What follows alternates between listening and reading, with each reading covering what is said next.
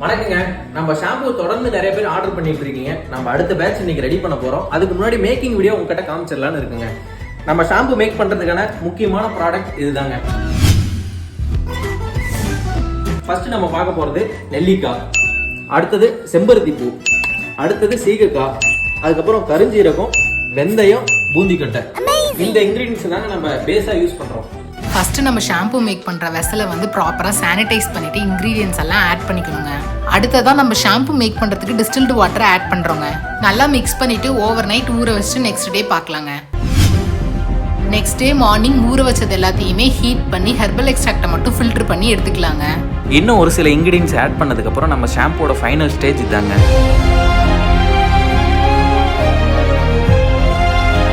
நம்ம ஷாம்பு நீங்கள் பை பண்ணணும்னு நினச்சிங்கன்னா வீடியோ எண்டில் டீட்டெயில்ஸ் கொடுத்துருக்கேன், செக் பண்ணி பார்த்துக்கோங்க.